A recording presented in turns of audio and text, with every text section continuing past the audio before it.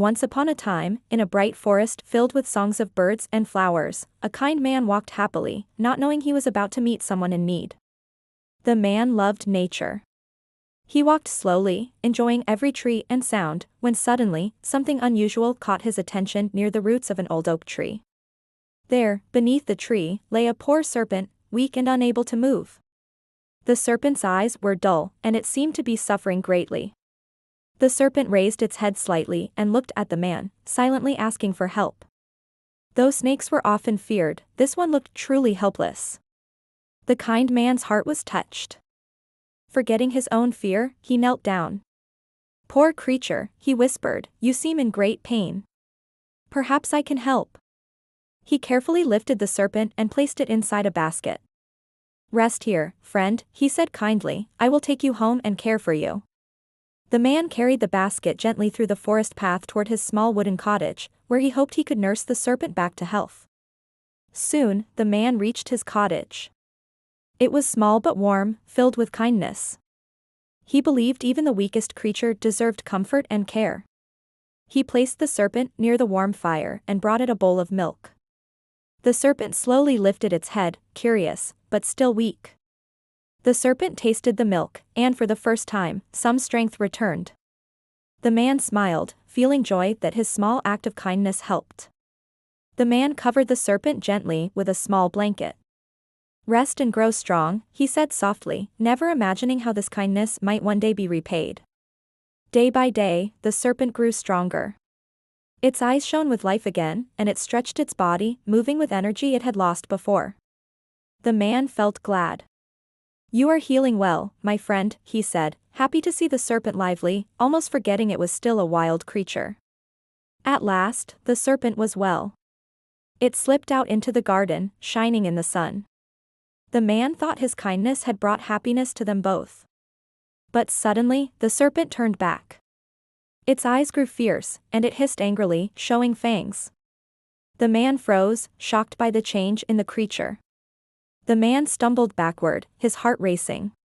"Why do you attack me after my kindness?" he cried.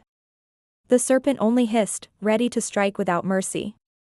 The serpent lunged fast, snapping its jaws, but the man leapt away. He realized kindness alone cannot change the nature of one who chooses harm. He picked up a strong stick, no longer wishing harm but forced to defend himself. "I must protect my life, even if I showed mercy before." The serpent hissed and coiled, striking at the stick again and again. But the man stood firm, pushing it back until finally it slithered away into the shadows. Breathing hard, the man lowered his stick. "Kindness is good," he sighed, "but we must be careful where we place it, for some repay kindness with harm." The serpent slithered away into the trees, its hiss fading into the distance. The man stood still, wondering if he had made a mistake by helping it. He sat down, heavy-hearted. Why do some return kindness with harm, he wondered. His gentle heart hurt, yet he knew the lesson was important to remember. The world seemed calm again. Birds sang, and deer grazed nearby. Yet the man's mind stayed troubled, knowing not all creatures could be trusted, no matter the kindness shown. Later, the man shared his story with a young child. "We must be kind," he said, "but also wise, for some hearts cannot change their nature." The child nodded, understanding the warning. Kindness was important, but so was wisdom. A seed of learning was planted, to grow with them forever. The man explained, "The forest holds many creatures, some gentle, some dangerous. We must treat all with care, but protect ourselves when danger shows its teeth." Far away, the serpent slipped deeper into the forest, carrying its wild nature unchanged. The man's kindness had saved it, but its heart still chose harm. Together, the man and child walked among the flowers. "Let this lesson guide you," the man said, "true kindness must be given wisely, not blindly." As the sun set, the man felt peace. Though hurt, he knew his wisdom would protect others. The cottage stood as a place of warmth and learning. And so the story was told again and again, teaching children everywhere, be kind, but never forget to be wise, for not all repay kindness with goodness. Children gathered around, eyes wide as the man retold his story.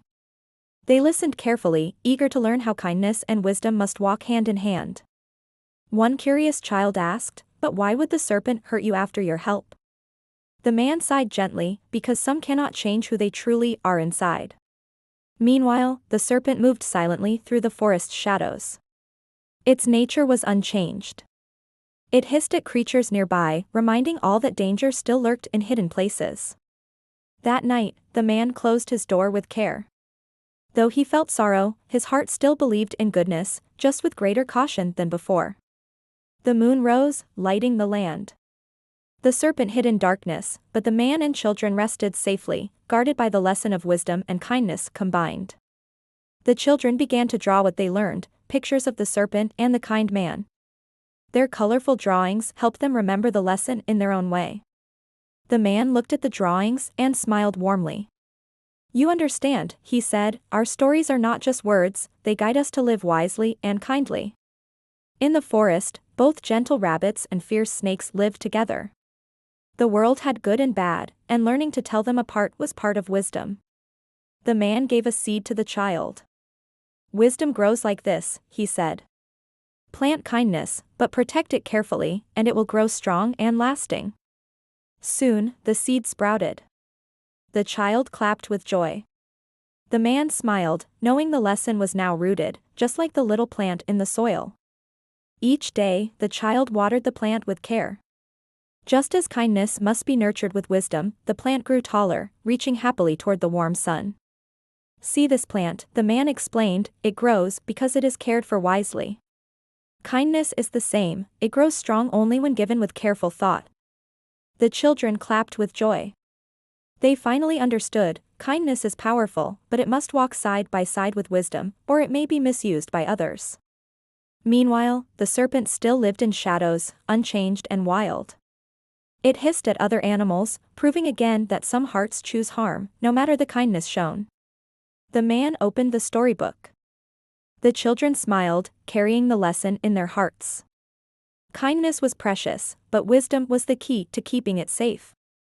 Together they walked the forest path. The man showed how to travel safely, reminding them to be kind yet cautious, always watching for dangers hidden among the trees. The children saw deer and rabbits, waving cheerfully. The man smiled, teaching them that true kindness flows easily when given to those who return it with gentleness. From the shadows, the serpent watched, but it no longer dared to strike. The children were safe, protected by the man's wisdom and the lesson they now carried. At last, they returned to the cottage. The golden sunset lit the sky, a symbol of hope, wisdom, and kindness shining together in perfect balance. And so the story's message was clear: be kind, but always wise. For kindness without wisdom can be wasted, yet kindness with wisdom can light the whole world.